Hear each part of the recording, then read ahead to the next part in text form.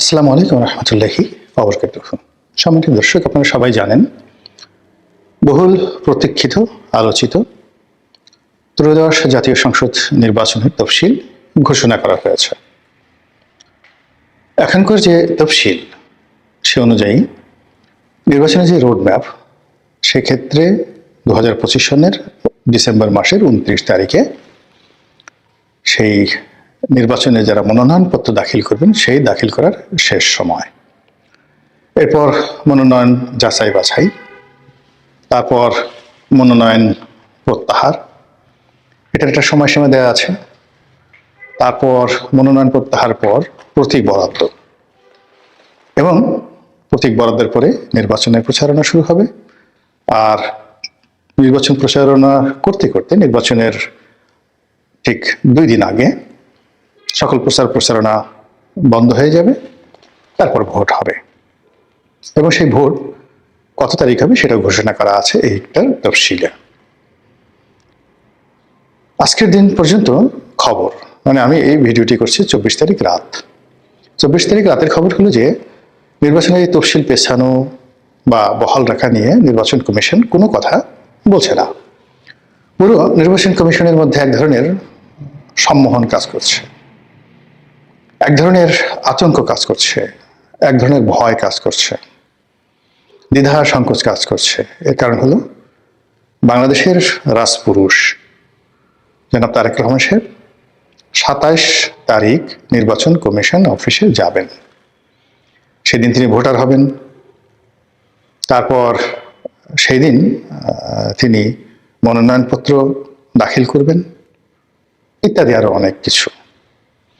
এখন এটা নিয়ে নির্বাচন কমিশনের একটা টেনশন হলো অতীতে যে নির্বাচনগুলো হয়েছে, 3টি নির্বাচন 14, 18 এবং 24, এই নির্বাচনের সঙ্গে যারা সংশ্লিষ্ট ছিলেন, ডিসি, এসপি, নির্বাচন কমিশনার, প্রধান নির্বাচন কমিশনার, সকলের কপাল পড়েছে, বিশ্রী রকম পরিবেশ পরিস্থিতির মধ্যে পড়েছে। যার ফলে কি হলো, এখনকার যে ইলেকশন কমিশনে যারা কর্তা ব্যক্তি রয়েছেন, তাদের নিজের অজান্তে তাদের মধ্যে এক ধরনের সাইকোলজিক্যাল প্রেশার, মনস্তাত্ত্বিক চাপ তারা অনুভব করবেন।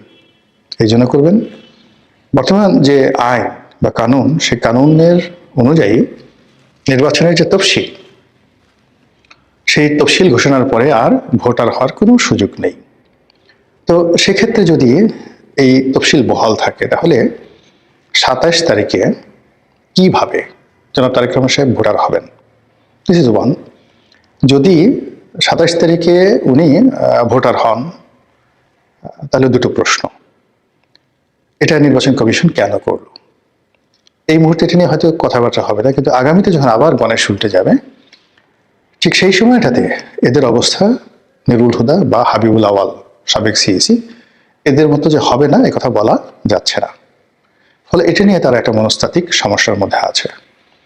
2 নম্বর হলো যে নির্বাচনের যে তফসিল, সেই তফসিলটা যদি আবার পিছিয়ে দেওয়া হয় 7 দিন, 10 দিন, 15 দিন, তারপর যদি তারেক রহমান সাহেবকে ভোটার করা হয়, তখন বিরোধী দল জামাত থেকে শুরু করে অন্যান্য রাজনৈতিক দল 10 মুখে বলবে, হায় হায়, ইজ্জত গেল, জাত গেল, কি দরকার আর নির্বাচন? তারেক রহমান সাহেবের জন্য একটা শিডিউল পিছানো হলো, আমরা তো কেউ বলিনি।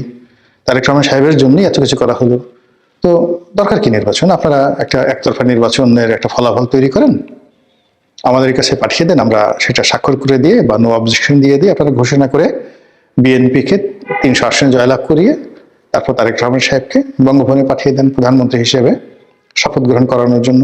অসুবিধা কি? কোনো অসুবিধা নাই তো। তো এই যে কথাগুলো হবে, নিশ্চিত হবে, এতে কোনো সন্দেহ নেই। একটা হলো যদি বর্তমান বিধি ব্যবস্থা অনুযায়ী তারেক রহমান সাহেবকে কোনো রকম শিডিউল পরিবর্তন না করে তাকে ভোটার করা হয়, তাহলে পুরো নির্বাচনের বিধি ব্যবস্থা, আইন কানুন, নির্বাচন কমিশন আগামীতে একটা ফায়ারের মধ্যে পড়বে, এতে কোনো সন্দেহ নেই। 2 নম্বর হলো যে নির্বাচন কমিশনকে যদি তারেক রহমান সাহেবকে ভোটার করতে গিয়ে তার শিডিউল চেঞ্জ করতে হয়, তাহলেও কিন্তু ওই যেটি বললাম, তারা ঠাট্টা, মশকরা, টিটকারি থেকে শুরু করে যেটাকে বলা হয় সাইবার বুলিং, সেই সাইবার বুলিং এর মধ্যে সবাই পড়ে যাবে এবং তাদের নিরপেক্ষতা নিয়ে, সততা নিয়ে, দক্ষতা নিয়ে নানা রকম টিটকারি, টিপ্পনি কাটা হবে। তো এই বিষয়টা নিয়ে তারা এতটা চিন্তিত যে নির্বাচনের যে তফসিল, এই তফসিলটি কি করা উচিত ইন অ্যাডভান্স তারা কিছুই বলতে পারছেন না। ইতিমধ্যে এনসিপির যারা নেতৃবৃন্দ তারা দেখা করেছেন, তাদের মধ্যে নাসিরউদ্দিন পাটোয়ারি তিনি বলার চেষ্টা করেছেন যে আমরা সার্বিক পরিস্থিতি বিবেচনা করে তফসিল পিছানোর কথা বলেছি। সেখানে নির্বাচনের অন্যান্য যে সকল ডেট, বিশেষ করে যেদিন নির্বাচন অনুষ্ঠানের কথা বলা হয়েছে সেটা অপরিবর্তিত রেখে তফসিলের যে অন্যান্য শিডিউলগুলো আছে সেগুলো পেছানো যেতে পারে। তো যদি এই ধরনের কোনো কথাবার্তা বলার আগে নির্বাচন কমিশন যে কোনো একটা ঘটনা, যেমন হাদির ঘটনা যখন ঘটলো, ঠিক সেই সময়টাতে যদি তারা স্মার্টলি নির্বাচনের তফসিলটা 15 দিন পিছিয়ে দিত, তাহলে কিন্তু আজকের এই দিনের মধ্যে এরকম সমস্যা হতো না। এটা হলো রিয়ালিটি। কিন্তু সেটা নির্বাচন কমিশন করতে পারেনি। আবার এই যে আমি যে দুটো সমস্যার কথা বললাম জনাব তারেক রহমান সাহেবকে কেন্দ্র করে, এর বাইরে আরেকটি খুব স্পর্শকাতর অবস্থা রয়েছে। সেটা হলো বেগম জিয়ার সুস্থতা অসুস্থতা। তিনি আসলে হাসপাতালে কেমন আছেন, এই জিনিসগুলো বিএনপির পক্ষ থেকে যা কিছু বলা হচ্ছে, ডক্টর জাহিদ যা কিছু বলছেন, কেউ বিশ্বাস করছেন না। আমি নিজেও এই ব্যাপারে কোনো কিছু বলবো না।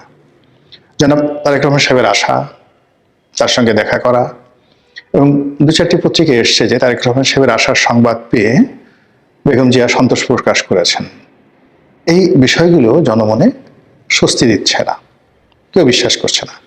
হাদি যখন গুলিবিদ্ধ হলেন, ঢাকা মেডিকেল থেকে যখন তাকে এভার কেয়ারে ট্রান্সফার করা হলো, তখন সবাই ধরে নিল যে হাদি মারা গেছেন। মূলত একটি বিরূপ পরিস্থিতি এড়ানোর জন্য এভার কেয়ারে রাখা হয়েছে, অ্যাজ বিকজ যে সেখানে এসএসএফ রয়েছে, এবং সেই অবস্থাতে মানুষের সেন্টিমেন্টটিকে আরো লিঙ্গারিং করার জন্য তাকে সিঙ্গাপুরে পাঠানো হয়েছে। কিন্তু হাদি ঢাকা মেডিকেলে যে অবস্থাতে ছিলেন, হি ওয়াজ ক্লিনিক্যালি ডেড। এটা তার যারা মস্তিষ্কের অপারেশন করেছেন তারাই প্রথম দিকে বলেছেন। কিন্তু এটা নিয়ে যে গেম হয়েছে, রিমিক্স হয়েছে, তো ওইরকম মানে পলিটিক্যাল নেতাদের ক্ষেত্রে, রাজা বাদশাদের ক্ষেত্রে এরকম ঘটনা হয়। তো বেগম জিয়ার স্বাস্থ্য নিয়ে, সুস্থতা নিয়ে মানুষের মনে সেই আবেগ রয়েছে, অনুভূতি রয়েছে, নানা রকম যাকে বলা হয় সমীকরণ রয়েছে, নানা রকম ফলাফল নিয়ে নানা রকম বক্তব্য রয়েছে। তো কাজেই এই যে বেগম জিয়ার প্রার্থী হওয়া, মানে উনি প্রার্থী হবেন, তো তাকে প্রার্থী হলে তো তাকে স্বাক্ষর দিতে হবে। তো সেই প্রার্থী হওয়া নিয়ে একটা ধোঁয়াশা আছে।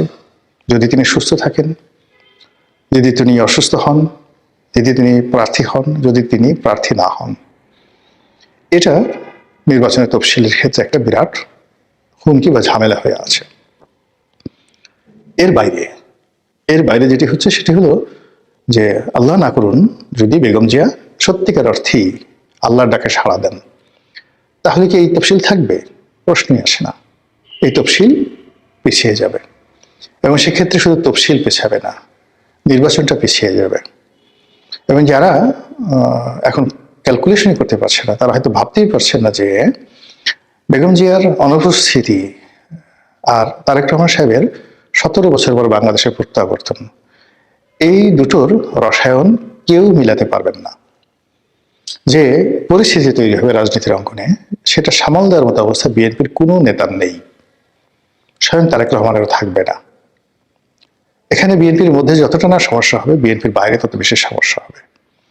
এখানে হিমালয়ের মতো একটা উচ্চতা নিয়ে তারেক রহমান সাহেবের মাথার উপরে, বিএনপির মাথার উপরে বেগম জিয়ার যে অবস্থান, সেটার কারণে ক্ষমতার যে বলয়গুলো রয়েছে, সেটা ক্যান্টনমেন্ট বলেন, বঙ্গভবন বলেন, অথবা সেক্রেটারিয়েট, সুপ্রিম কোর্ট, অন্যান্য রাজনৈতিক দল, যমুনা, ডক্টর মোহাম্মদ ইউনূস, সবাই এখানে বেগম জিয়াকে কাউন্ট করছেন।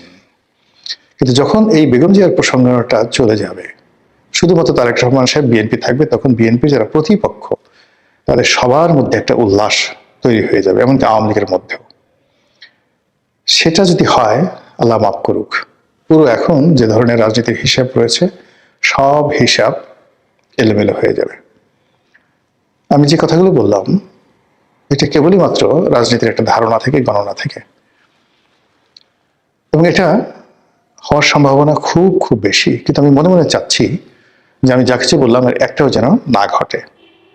আমি চাই যে নির্বাচনের তফসিলটা থাকুক, যথা নিয়মে আমাদের জীবনের সবকিছু যেভাবে এগুচ্ছে, আমাদের সবার জীবনে তো ব্যক্তিগত সমস্যা আছে, ব্যবসা বাণিজ্যের সমস্যা আছে, শরীর স্বাস্থ্যে মনে সমস্যা আছে, তো রাজনীতি দেশের যে সমস্যাগুলো এগুলো থাকবে।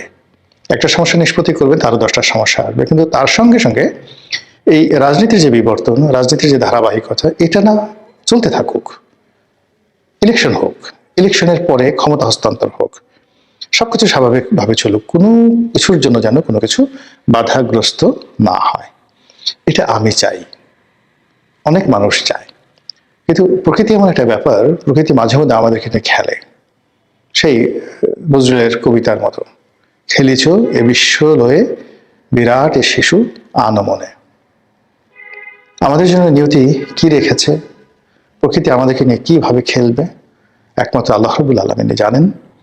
তবে একজন বাঙালি হিসেবে, এদেশের একজন আমজনতা হিসেবে অন্তরের অন্তঃস্থল থেকে চাইব আমাদের দেশটি ভালো থাকুক, দেশের সকল মানুষ ভালো থাকুক, এমনকি দেশের পশু পাখি কীট পতঙ্গ, পাহাড় সমুদ্র নদী থেকে শুরু করে বালুকা বেলা সবাই